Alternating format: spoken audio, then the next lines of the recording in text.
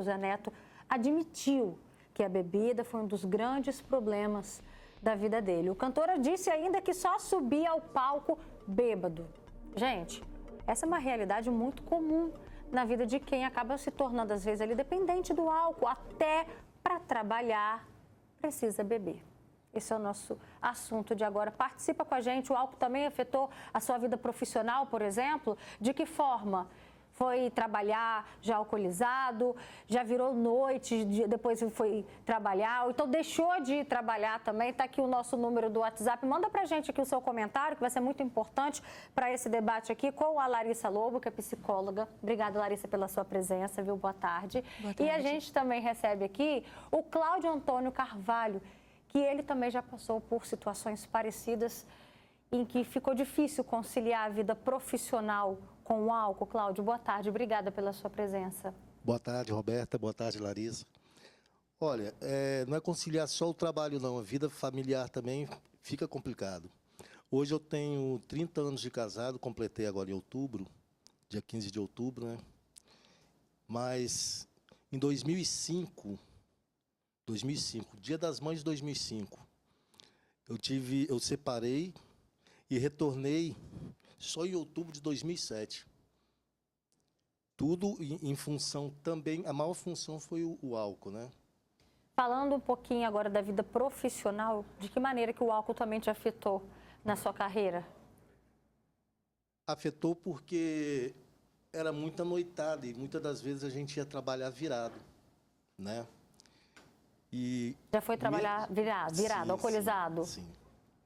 Mesmo assim, eu ainda consegui, porque eu tinha um patrão que era um pai. Eu ainda consegui ficar 30 anos e 4 meses. Me aposentei agora em julho de 2023, né? Mas eu permaneci na empresa 30 anos e 4 meses, trabalhando direto. Trabalhava bem, mas tinha época que ficava meio virado e complicava bastante. E já aconteceu também de não ir trabalhar por conta do álcool? Sim, isso aí é uma das características.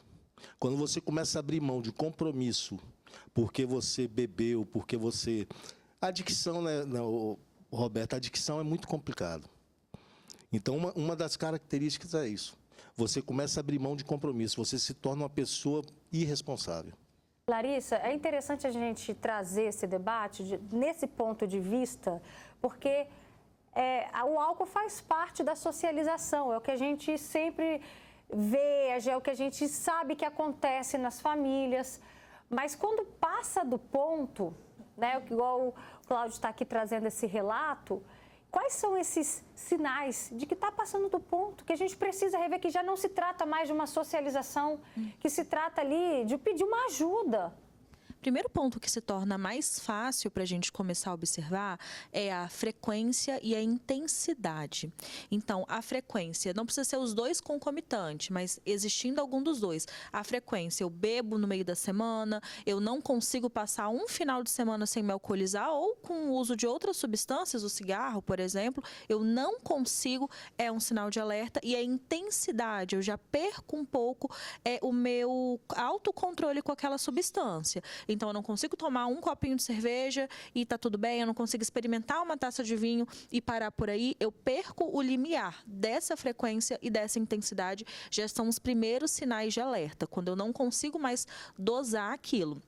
Observar também quando qualquer situação se torna uma desculpa para eu fazer o uso da bebida, né? Ah, eu vou beber porque eu tô feliz, mas hoje eu vou beber porque eu tô triste, eu vou beber porque tenho um amigo, eu vou beber porque eu tô sozinho. Então, tudo se torna um argumento para a pessoa fazer o uso do álcool. Já é um sinal de alerta. Quando começa a ter também, normalmente as pessoas ao redor começam a sinalizar, olha, você passou um pouquinho do ponto, né? Vamos tentar diminuir, já é outro sinal de alerta, porque as pessoas tendem a avisar a gente quando a gente está passando do ponto com vícios, por exemplo. Então, são pequenos sinais de alerta que a gente consegue perceber antes de chegar à adicção, antes de chegar no uso nocivo, no uso prejudicial, quando já está ali fora de um uso saudável, social, não sei nem se dentro da ciência a gente pode dizer que existe um uso de droga saudável, mas quando se torna extremamente nocivo, a gente pode perceber antes desse alerta, desse extremo, com esses pequenos sinais. E foi exatamente o que o Zé Neto percebeu, né? Ele falou que toda vez ele estava, inclusive, fumando muito esse cigarro eletrônico, né? Que é o que a gente conhece popularmente como pendrive, e isso começou a afetar a voz dele. Então, para ele ter coragem de subir aos palcos, o que ele começava a fazer antes? Começava a beber para criar essa coragem. Olha só como que ele se tornou dependente naquela fase ali da vida do álcool, né? Realmente a gente vê que uma coisa vai trazendo esse efeito dominó. A gente vai conversar agora com a Adriane. A irmã dela teve problemas com o álcool e não parava, gente, em nenhum trabalho. Conta pra gente, Adriane. Boa tarde. Obrigada pela sua participação mais uma vez. Foi isso mesmo que aconteceu com sua irmã? Tudo jóia.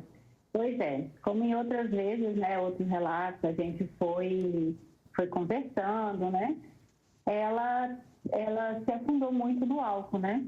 Então, com isso, ela foi ficando sem emprego, não parava mais em emprego, não tinha mais, né, uma vida social saudável, como você estava falando, né? Quando o álcool chega a um ponto que você não consegue ficar mais sem ele, é complicado. Hoje, a minha irmã não está mais aqui, ela faleceu, mas por conta do uso excessivo de álcool. Ela teve uma cirrose, né, um câncer de fígado, devido ao excesso de álcool. Então, assim, é complicado a gente ver, né, as pessoas que não têm um controle. E a gente, como família, fica assim, às vezes, sem saber mesmo o que fazer. E vocês tentaram ajudar, Adriane? Você conversava, alertava a sua irmã, igual a Larissa Lobo, que é a psicóloga que está com a gente aqui no estúdio. Ela falou exatamente isso, porque às vezes a família, os amigos começam a alertar, olha, você está passando um pouquinho do ponto. Teve essa fase também? Teve essa fase. O ano passado nós conseguimos uma internação para ela, né? Então ela fez um tratamento, porém ela retornou e com isso ela se isolou, foi se afundando, né? E até o companheiro que estava com ela não tinha essa ajuda, né? Então ela se isolava da família, por conta justamente que ela queria a bebida. Qual era o máximo de tempo, Adriane, que ela ficava no emprego, por exemplo? Ela ficava 2 meses, 3, e ela já saía de um emprego, daí ficava, daí até conseguia outro. Uma pessoa que trabalhava com área administrativa, depois foi definhando, né? Então, é uma coisa assim triste. Hoje eu não tenho mais, então as famílias que puderem ajudar os seus mais, né? Talvez eu não tenha conseguido ser tão empática no que a gente deveria. Então, a gente fala para as famílias, para as pessoas que gostam de um amigo, de um ente querido, né? Para que busque ajuda mesmo, cada vez mais. Não largue de lado. Sobre essa importância, né, da família ajudar, deixa eu voltar a falar aqui com o Cláudio, que ele está com a gente no estúdio. Já volto também a falar com você, Adriane. Você tinha pessoas do seu lado tentando te ajudar e de que forma você recebia essa ajuda? Sim, Roberta, tinha da família, sim, amigos também. Te alertavam? Ó, tá bebendo demais, tá passando Mas a gente ponto. acaba se afastando dessas pessoas que nos alertam, né? A gente acaba se afastando, porque quando a gente está envolvido no problema, a gente nunca acha que está com problema. E o álcool, ele tem uma característica, doutora, que ele é sorrateiro e é muito progressivo. Vamos supor, eu vou começar um tratamento, mas eu não vou começar na sexta-feira porque é final de semana. Então, só vou começar na segunda. Isso eu já estou dando uma característica que eu já tenho uma certa dependênciazinha. Começa por quê? Final de semana eu tenho que me alegrar, eu mereço, né? Eu trabalho a semana toda, final de semana eu mereço tomar uma. Mas é um merecimento. Tem gente que não tem problema com álcool. Conheço N pessoas, que não é o meu caso.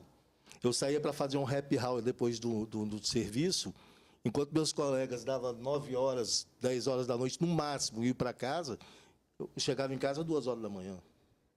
Então, o meu happy hour é muito prolongado, né? Então, tem várias coisas que vão dando esse toque. Só que quem está num problema não... Por que, Larissa, que isso acontece? Então, hoje a gente tem que levar em consideração que o vício ele é doença. A gente já considera há alguns anos pela Organização Mundial de Saúde, pela Classificação Internacional de Doenças como doença. Então, assim como qualquer outra doença, ela tem uma base neurobiológica.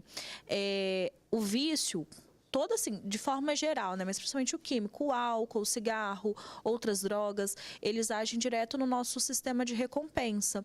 Então, esse sistema, ele fica todo descompensado. A maneira como a gente sente prazer, como a gente se sente reforçado, é quimicamente desajustado por conta da substância.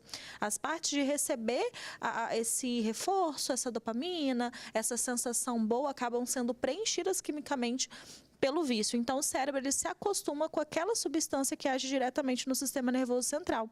Então, depois, quando a gente retira bruscamente essa substância, o organismo sente falta. Por quê? Porque todo esse sistema límbico, esse sistema de recompensa, ele está acostumado quimicamente com aquela substância que você estava injetando nele. E como costumam ser hiperdosagens para o nosso cérebro, nada vai substituir. Principalmente porque a bebida ela cumpre papéis, né, de regulação emocional, de desinibição social, de fuga dos problemas. E quando a gente retira, se a pessoa não tem nenhuma habilidade de lidar com essas questões, ela não tem por onde resolver. Então, ela fica 2 vezes com aquela sensação de falta. A sensação de falta pelo vício químico mesmo e pela parte comportamental do vício. Às vezes tem gente agora em casa acompanhando, falando assim, mas eu bebo socialmente, eu não faço nenhum vexame, mas eu bebo final de semana, né? Mas como é que está a frequência? Aí começam a apertar as perguntas, será que não está passando do ponto dessa, digamos, considerada socialização? São perguntas que a gente tem que se fazer, porque o caso do Zé Neto é muito importante, abre esse alerta justamente para a gente entender que uma coisa é a socialização, outra coisa é quando a gente começa a comprometer áreas da nossa vida. No caso, ele estava comprometendo já a carreira dele. A gente tem aqui alguns relatos no nosso WhatsApp. A Márcia fala, eu sei bem o que é isso, pois eu tenho um irmão alcoólatra que mora comigo. A família sofre. E às vezes a família sofre, não precisa nem chegar ao ponto de ser alcoólatra. Sofre nesse início também, né? Também tem uma pessoa que diz... Eu sou alcoólatra em tratamento, graças a Deus tive que afastar de 2 empregos, não tive ajuda de ninguém do trabalho, pelo contrário, sofri na pele todo tipo de humilhação. Graças a Deus e meu filho também, eu estou hoje limpa. Beijos, Roberto, seu programa é muito útil e importante para toda a sociedade, que bom. E que bom que essa pessoa está conseguindo sair dessa vida também. Boa tarde, eu sofro com o meu filho, que só vai para o trabalho bêbado. Daqui a pouquinho, então, a Larissa vai falar como que a família pode ajudar, o que ajuda e o que atrapalha. Será que adianta toda vez conversar? Agora a gente vai ver o depoimento do Francisco sobre também como a bebida atrapalhou a vida dele, gente. Eu fui levado quantas vezes para casa até embriagado, mas tinham supervisores, amigos que, como se diz outro, quebravam meu galho. Mas eu tive que tomar uma lição de moral na minha casa, junto com meu filho. Meu filho tinha 10 anos quando ele me deu uma lição de moral, entendeu? Hoje ele é polícia, cabo da polícia, advogado, mas eu levo esse exemplo pro resto da minha vida. Hoje sou evangélico, sou da palavra de Deus, e quando eu evangelizo eu vejo muito jovem caindo na bebida, muita família destruída, você vê muito na emissora, carros matando, vários acidentes. O alcoolismo é o primeiro copo, Roberto, que a pessoa coloca na boca. Importante, né? Ouvir esse relato. Larissa, a gente deixou essa pergunta no ar, né? Eu quero, inclusive, que o Cláudio também contribua na resposta a respeito de o que a família pode fazer que ajuda e o que a família, às vezes, pensa que está ajudando, mas, na verdade, está atrapalhando. Então, Vamos lá, partindo desse conhecimento já que o vício é doença, a pessoa precisa de tratamento. E isso não é uma falha da família. Poucas pessoas acabam sabendo do vício como doença e de precisar de um tratamento médico, de uma equipe multidisciplinar. Então, o primeiro ponto é tentar levar essa pessoa para algum tratamento. Uma conversa pode ajudar a resolver? Normalmente ajuda quando a pessoa está no início. Quando já chega no patamar de um uso abusivo, é mais difícil somente a conversa. Por quê? Porque, como eu falei, neurologicamente, quimicamente, o organismo dessa pessoa já está completamente intoxicado. Então, é muito difícil, por conta própria, ela abrir mão dessa substância. Aí precisa entrar com tratamento medicamentoso, em casos mais severos, com a internação. Entende? Porque, quimicamente, a pessoa não vai, por conta própria, conseguir parar. A substância ela vai afetar áreas, inclusive, de controle inibitório, do controle dos impulsos. Então, a pessoa perde um pouco do autocontrole para negar a bebida, para não ir em lugares que tenham fácil acesso à bebida, entende? Então, quando chega num patamar já de alcoolismo, da adicção, do vício, nesses casos, o tratamento padrão é também incluindo, além da psicoterapia, da reestruturação dos ambientes que a pessoa está inserida, o tratamento médico e muitas das vezes com a medicação, porque a medicação vai fazer esse papel de diminuir um pouco o impulso da pessoa pela substância, pelo álcool. E, Cláudia, o que a família acaba, às vezes, atrapalhando, pensando que está ajudando? Roberto, olha só, com conversa eu acho meio difícil, porque assim como toda linha de adicto, o adicto ele tem muita narrativa, ele tem muito argumento.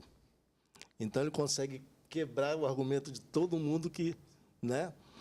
Então, passar a mão na cabeça também, você acaba apadrinhando aquela pessoa que está com dependência dentro da sua casa. Você tem que agir com firmeza. Porque, infelizmente, eu vejo que o fundo do poço é o início do tratamento. Forte isso, hein? O fundo do poço é o início do tratamento. Então não deixa chegar no fundo do poço, né? Não precisa deixar chegar, é importante se reconhecer. Olha só esse comentário da Jennifer. Ela diz: "Ei, Roberta, boa tarde. Eu já perdi o dia de serviço por causa da bebida. Já fui trabalhar embriagada e isso começou a me atrapalhar também. Mas, graças a Deus, hoje eu não faço mais isso, pois eu sabia que os meus colegas de trabalho percebiam e aí eu ficava sem graça." É interessante esse ponto que a Jennifer tocou, que eu até te perguntei aqui nos bastidores.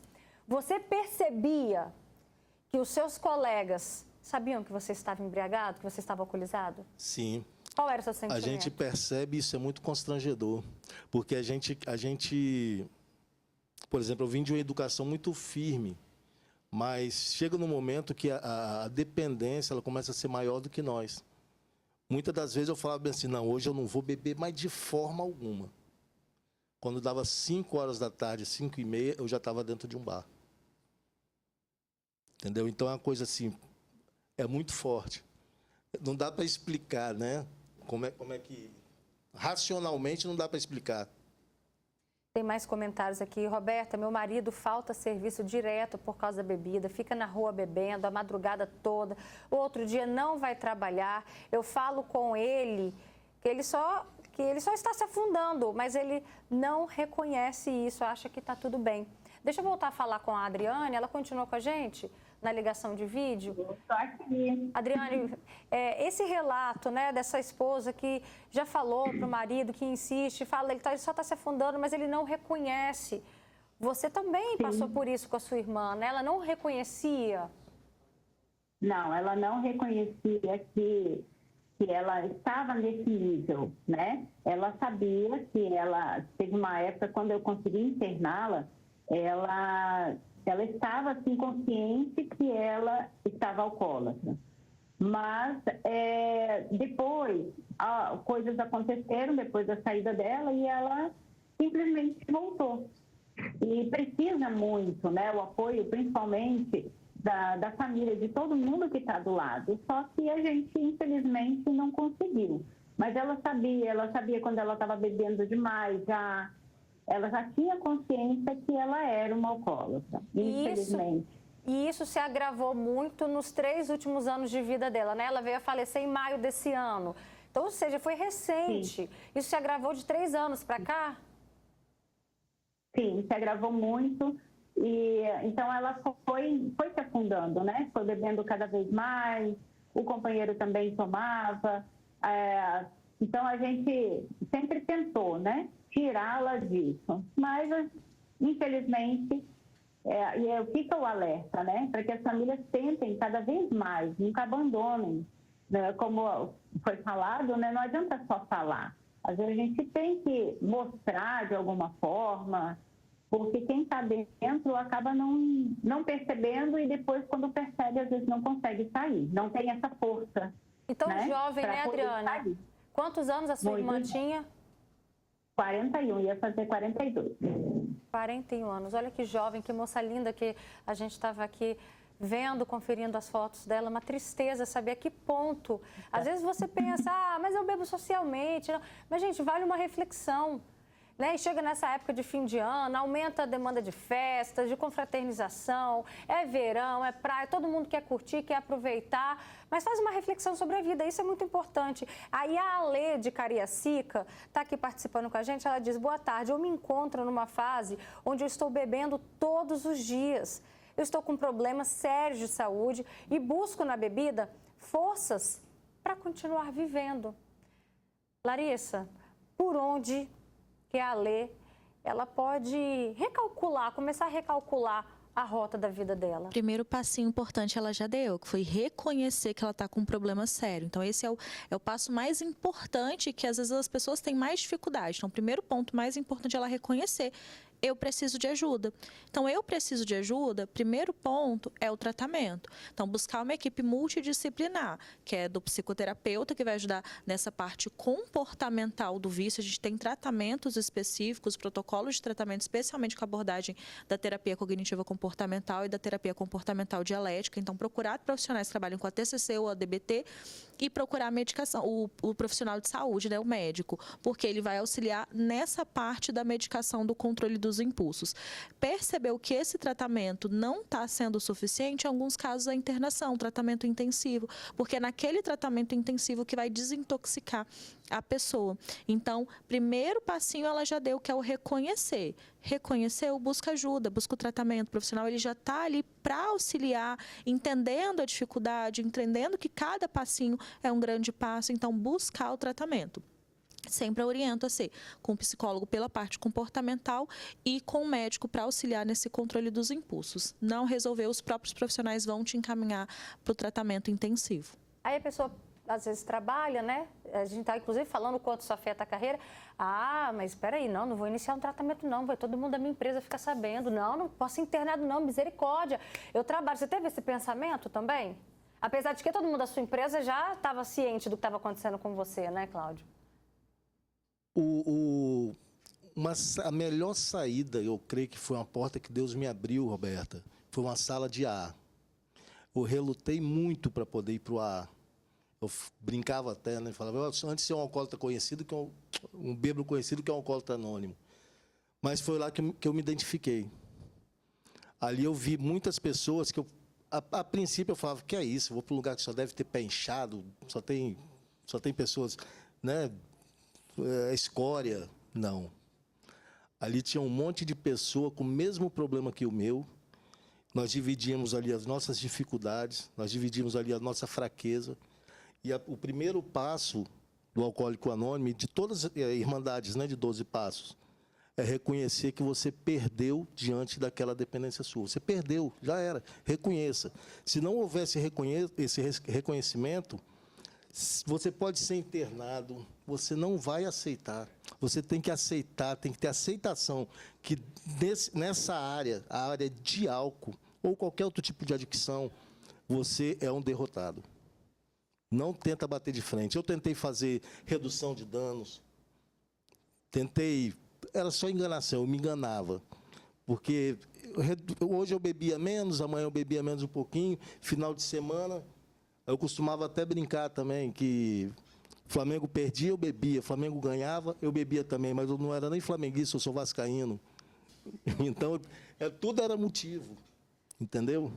Olha só, Cláudio, todo dia quando a gente pensa no assunto para o Fala Espírito Santo, a gente tem uma missão que a gente diz o seguinte: Se a gente conseguir ajudar uma única pessoa que está do outro lado do programa assistindo agora, a gente cumpriu a nossa missão. Amém. Mais do que um programa de jornalismo que a gente traz informação, é um programa que tem muito esse lado social. Aqui tem pessoas fazendo esse programa que se preocupam em oferecer algo que possa melhorar a sua qualidade de vida. Então, que a gente tenha cumprido a nossa missão. E eu trago agora um relato de uma pessoa que está do lado de lá te assistindo, que é a sua esposa.